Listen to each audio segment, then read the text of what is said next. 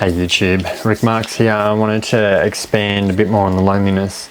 And as you get higher and higher up the chart in a company, as a CEO, as a CFO, you get into the top of the company, it can be a lonely place. And there are many people who will take sides. There are many people who will take their views.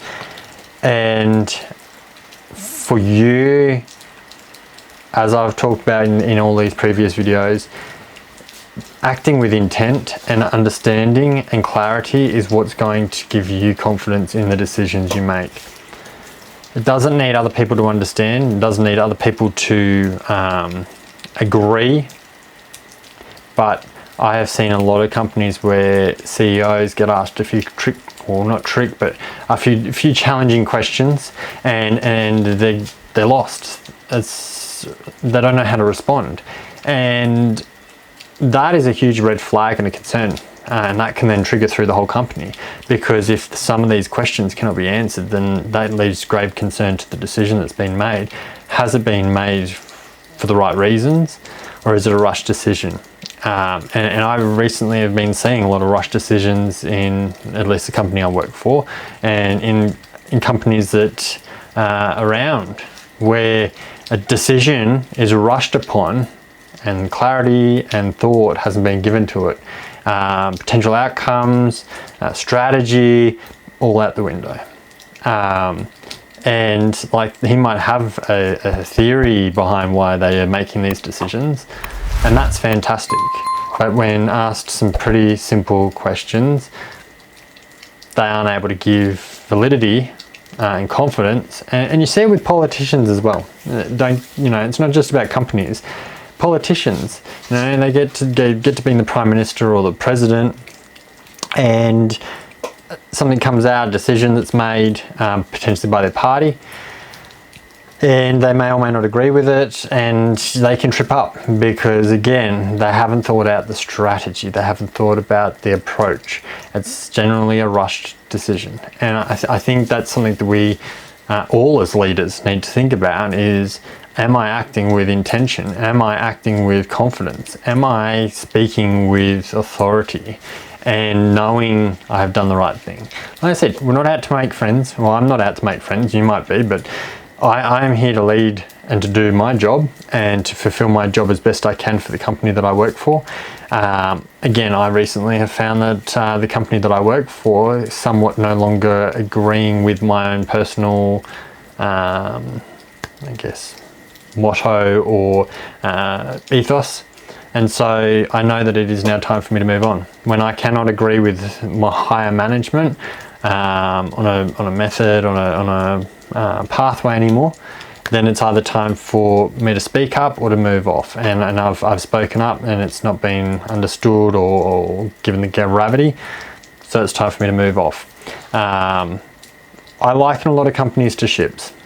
And there are many leaders or managers that love just the ship sailing and not a thought to the direction, not a thought to potential icebergs or objects in the water, potential damage that could be ensued. All those factors, they're not thinking about that. They're just going, we're sailing, weather's beautiful, and they're sitting down below deck just cruising. Now the problem with that is when you're not strategizing, again, it's not about dwelling on it. Like I've seen in the past, leaders and managers that are worried about all these fictitious potentials, which are maybe like a 1% chance that it might occur, and they're losing sleep over something that may never actually happen. Now, there's being prepared and planned, and then there's panic. Being prepared and planned has a plan. In Australia here, our government encourages everybody to have a bushfire plan and an evacuation plan for your home.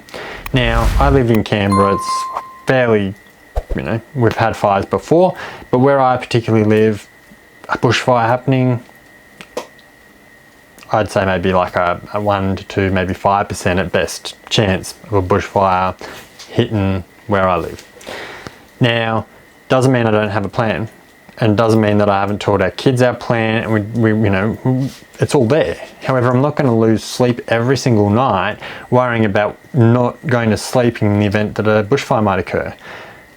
So it's all about that perspective and actually looking at it and going, I have a plan and I trust my plan, and there's probably holes in my plan, and I hope to never have to actually execute the plan. However, I'm not going to lose sleep, I'm not going to panic, I'm not going to create unnecessary tension and stress for myself, for my kids, over something that may never happen.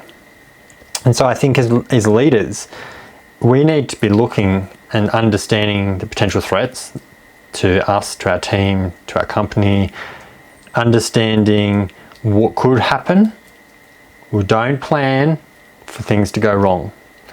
But I've talked about it before, BCPs, you know, with Optus's outage, like there are plenty of opportunities where that shot holes in a lot of companies because they didn't have a plan.